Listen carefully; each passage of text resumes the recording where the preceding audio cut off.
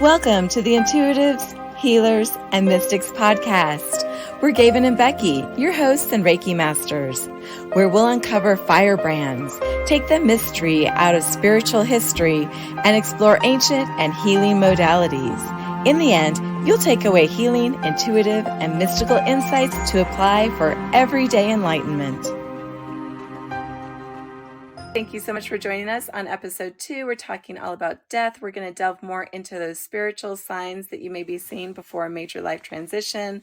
We may talk a little bit more about some exit points, and we're going to delve more into personal experiences that have happened and working with people who are passing over. Welcome, Becky. Hello. Hello. How are you? I'm great. Thanks for having me here. I love having you here. Thank you so much for being here. So, Becky, you want to go ahead and start us off with talking about some signs that you may see prior to passing? Absolutely. And there's some basic ones that I think a lot of us know about, but I'm going to give you a couple that I have seen. One, we hear about how angels and loved ones come to visit us before death. Mm-hmm. When my father left us, I remember he looked up to the right side corner of the room and he raised his hand and was trying to hug someone. Wow. And so I tapped in and I kind of felt like, is that my grandma? But I was a wreck and I just couldn't, but I know that he saw her. Yeah. And something else that I've noticed, people with dementia, same thing. And I think it's because their consciousness, their brain is no longer avoiding spirituality, right? It's not listening to the religious trauma. It's more open. But I do hear my mom, say, oh, yeah, my mom was just here, or where's my mom, or my dad, or my grandmother. And I'm just like, oh, so they're paying you a visit, huh? That's interesting. And this has been, most recently, the last time she was really sick and in the hospital, which, led me to overdrive, like, you guys, hands on deck, we're healing, come on. But yeah, that's probably one of the more, common one. And there's other ones that people will talk about, like, oh, I saw, this and I saw that, and they're cultural signs, and I get it. Absolutely. But the one most common that really just warms my heart is knowing that that angelic team and those loved ones come back to pretty much let you know everything's going to be okay and escort you on your way. And it was a privilege and an honor to be there and see it happen. You talk about people's spirit team or healing team. I really feel like a lot of people's ancestors who have passed are there helping them move on. I was reminded sometimes I'll see crows if someone's going to pass, and I think that might even be a Native American thing. Crows symbolizing death, or ravens. Crows are ravens. I did also have a friend recently whose mom had been sick, and she's just so lovely, so sweet. She had a near-death experience, and she's so cute. She's so proper. During the surgery, she died. She ended up asking the doctor afterwards if she had died during the surgery, and he said, "Yeah, there was a couple seconds that you had flatlined." And when she came back, she told my friend her loved ones, her family was there, and they were greeting her, and she just said, "Well, okay, thank you for being here, but I'm just not ready yet, so I'm gonna go now." I thought, oh, I love that. it was right. It was so perfect because, some people really embrace it based upon their personality. Some people want to go. Some people are like, "Oh no, this feels great." You hear all about people saying like the love that you feel is so incredible. It's beyond anything that you can feel in this realm. Like it's just so loving. Like you're awash with this incredible divine love. So some people want to stay, and I just love it knowing my friend's mother's personality, that she was just like, no, I'm okay now. And she just was like so sweet because that's her personality. And like, all I right, love well, I'm going back now. And I just love it. I love it. I love it just that she chose that number one, but then also as a writer and you study characters and people's personalities. I love it from that perspective because it's so perfect. She was just so proper and sweet and just letting the divine know that it was not her time. She was not taking that exit point and she would be going back to her body now. And I thought that was hilarious. I love that. I created in one of my courses, and it's one of the free ones. Like after you take my class, I give you additional schooling, and we were Mhm. doing Reiki for people that are going to pass away. Mhm. And I take my students through the closing of each chakra and so forth, right? But Mhm. doing my research, I was intrigued to see that a lot of healthcare professionals have witnessed certain signs when they see Mm. people are going to pass.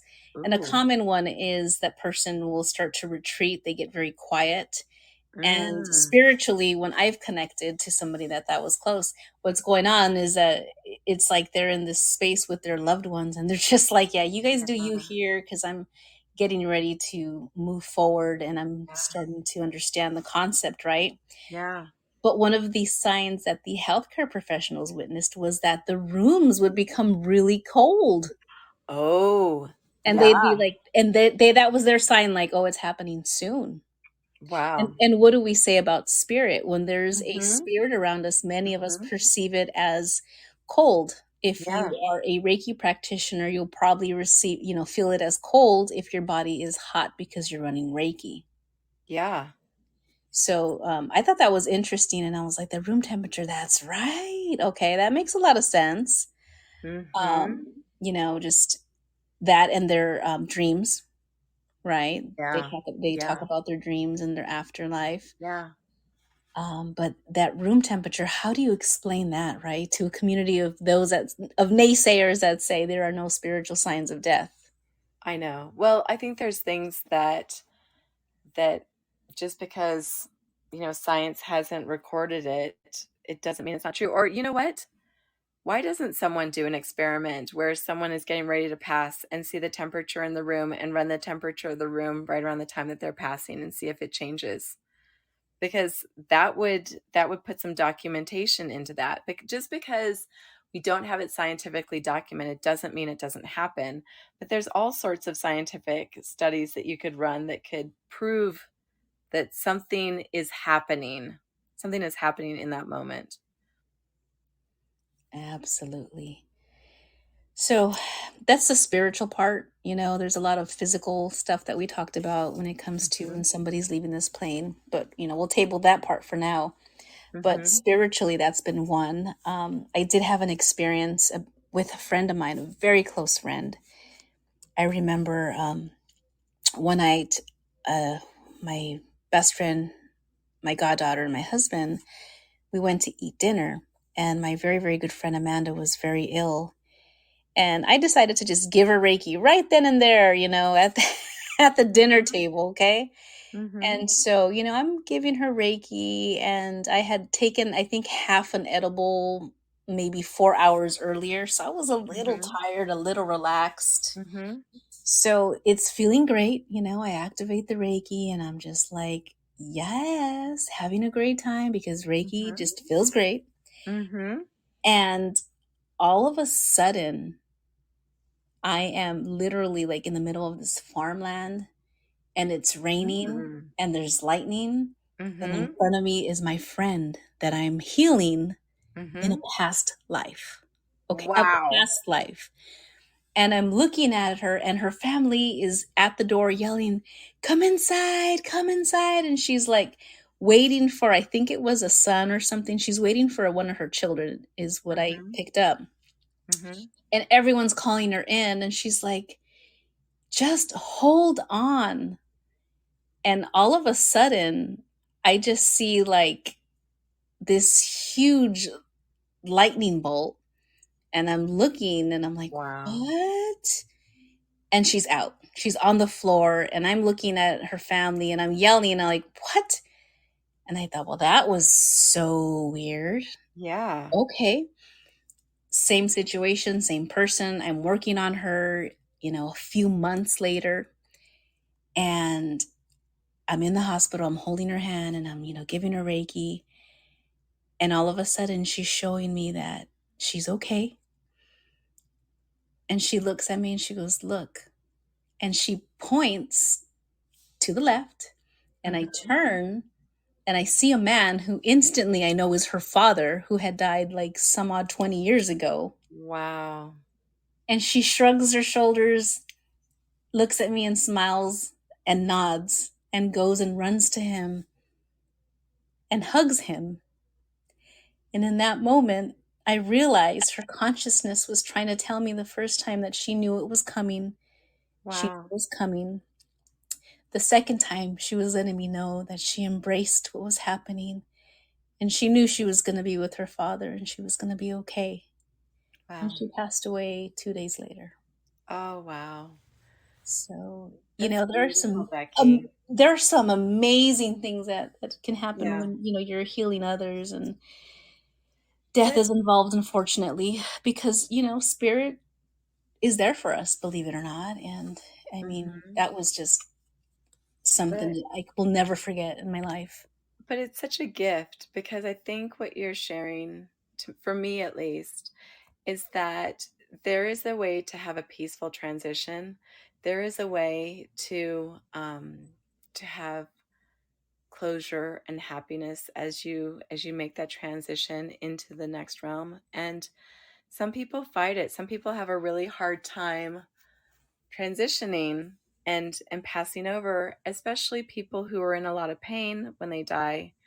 I remember my mom had been in a lot of pain, and one of her healthcare providers said, sometimes people who are in a lot of pain, um, their body is so up, like tense and in shock, or just literally in pain, that the soul is having trouble leaving. I thought that was interesting. I don't know if that's true, but I definitely have seen people who get Reiki before they pass, and it helps make the transition more gentle. I know that I was sending Reiki to one of my friend's moms, and I know that she had wanted to stay, but her body was just too it was too tired from fighting. She had had cancer and she had done treatments, and she was in remission, but her body was struggling to heal from the cancer. And I think the Reiki helped her, at least her body, relax to have a very calm transition.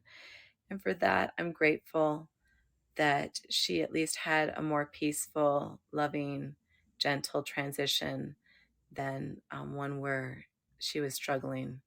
And I do have a friend that told me that she watched someone pass when she was young, and he was struggling with leaving because he didn't want to leave, and that left trauma within her, which made her fearful of death. And so we all bring these experiences that we have into our own passings, and for those around us. And so healing those aspects of ourself are really important. That's why I love Reiki, because it does help you process a lot of that out. It's been life altering for me, and it helps with perspective, and really helping people have a more gentle, connective, soulful, source oriented, God oriented transition, I believe. Absolutely. This is why I give that as a complimentary class for my Reiki students, because end of life Reiki is very valuable.